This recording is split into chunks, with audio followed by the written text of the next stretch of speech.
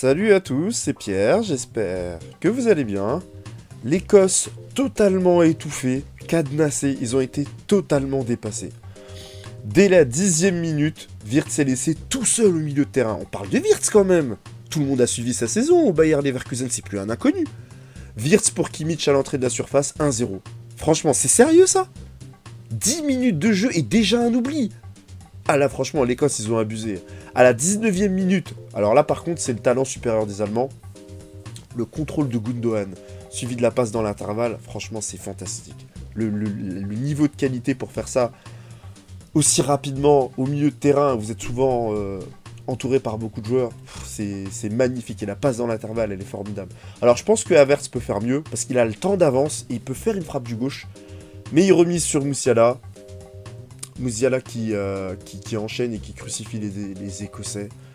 Franchement, les Écossais, ils sont décevants. Mais vraiment décevants. L'Écosse, même quand ils ont un avantage au milieu de terrain, c'est-à-dire qu'il y a un joueur qui est tout seul au milieu de terrain dans l'intervalle, ils ont réussi à battre, ils peuvent battre le pressing de l'Allemagne, et ben ils mettent pas le ballon. Ils mettent pas le ballon, ils repartent de l'arrière, et du coup ils se ferment les espaces. Et ils arrivent jamais à avancer. Et même quand ils y arrivent, techniquement, il leur faut 2-3 touches au lieu de une touche, 1-2 touches. Tout est plus difficile dans ces conditions. Et là, tu sais que c'est fini pour eux, à moins d'un coup de pied arrêté venu nulle part.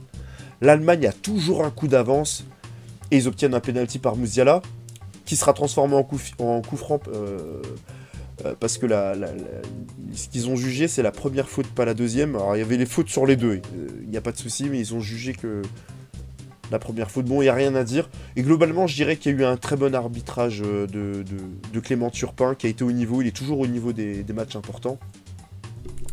L'Allemagne exerce un pressing très agressif.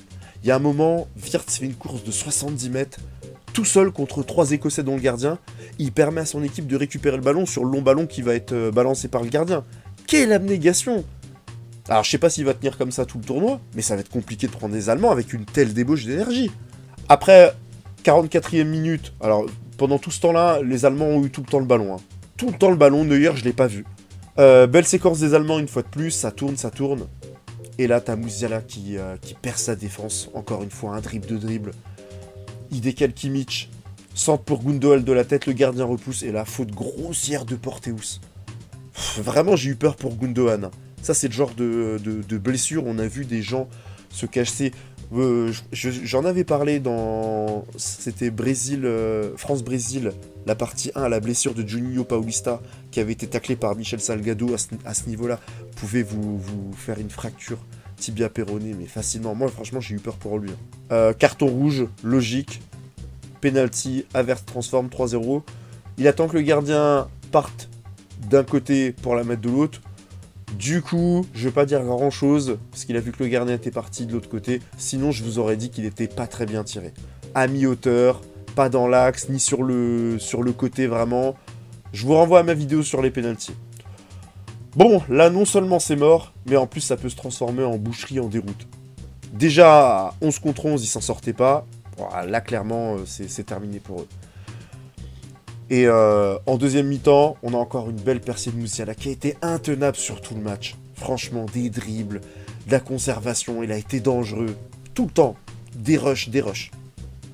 Füllkrug récupère sa balle, il envoie une mine en lucarne, contrôle frappe en première intention. Franchement, Füllkrug, c'est un joueur très intéressant.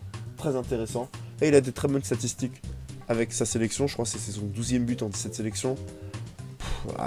Son but, c'est le plus beau du match. L'Écosse réduit le score avec beaucoup de réussite à cause d'un CSC de Rudiger bien involontaire. Vous voyez, je vous disais, j'avais mis dans mes notes, oui, bah, ils peuvent gagner que par un coup du sort. Bah voilà, un coup du sort, un CSC de Rudiger. Mais à part ça, ils peuvent rien se créer. Tout ce qu'ils ont produit est insuffisant. Et en plus de ça, ils prennent un dernier but en toute fin de match. Emre Can qui avait qui a dû annuler ses vacances pour rejoindre la Mannschaft, marque en toute fin de match. 5-1. Alors, qu'est-ce qu'il faut retenir de ce match? Bah déjà que l'Allemagne n'a jamais été prise à défaut. Ils ont été agressifs. Quand ils ont le ballon, ils ont été dangereux. Et on a vu un peu la même chose que contre les Bleus. Le duo Wirtz-Musiala a fait la chanson dans la zone de déséquilibre. Et ils ont été extrêmement agressifs dans le pressing. C'est eux la clé offensivement de cette équipe. Tant qu'ils sont là, ce sera très compliqué de tenir les Allemands. Alors, mon homme du match, ce sera Musiala. Dans la conservation, il est exceptionnel. Il a créé, il a conservé, il a pressé, il a marqué. Il est fait partout. Alors, j'aurais pu mettre Wirtz aussi. Et celui qui me dira Wirtz, je le prendrai pas pour un fou. Pareil, celui qui me dira Kroos aussi, parce qu'il a encore été formidable. C'est un joyau, ce joueur. Franchement, c'est dommage qu'il prenne sa retraite. Il a ses raisons, elles sont respectables, il n'y a aucun souci. Franchement, ce trio-là a ressuscité l'Allemagne. Là, franchement, il n'y a que ça à dire. Le flop, alors ce serait facile de dire Porteus, parce que son geste non maîtrisé aurait pu être dramatique. Mais je vais dire McGinn. Moi, franchement, j'attendais plus de lui, et son apport a été quasi nul. Est-ce que l'Allemagne a envoyé un message? Difficile à dire. Je dirais que ça demande confirmation. Ouais, je dirais que ça demande confirmation. Certes, ils ont été très séduisants, comme contre les Bleus, mais derrière, on a vu que c'était un peu plus compliqué. S'ils nous ressortent un match comme ça lors du deuxième match, ils seront clairement les favoris de cet Euro. Ils sont à domicile, ils sont forts, ils sont bien organisés, ils sont bien coachés, parce que son passage au Bayern a peut-être fait oublier quelque chose. Nagelsmann, c'est une pépite du coaching. Il a 36 ans, il est plus jeune que moi, il entraîne sa sélection nationale. Tu confies pas la sélection nationale à n'importe qui. Et il y a des coachs allemands très talentueux. Donc, très content que cet Euro démarre avec une pluie de buts. Très déçu de cette Écosse dont, je ne vais pas vous mentir, j'attendais pas grand-chose. Hein. Si, j'espérais qu'elle tienne peut-être un peu plus longtemps. Mais je dirais que cette équipe manque de talent et ça risque d'être compliqué pour eux, vu le coup de massue qu'ils ont pris. Dites-moi ce que vous avez pensé du match, qui vous auriez mis homme du match et flop du match. Merci d'avoir suivi ce débrief et à demain pour la suite de cet Euro.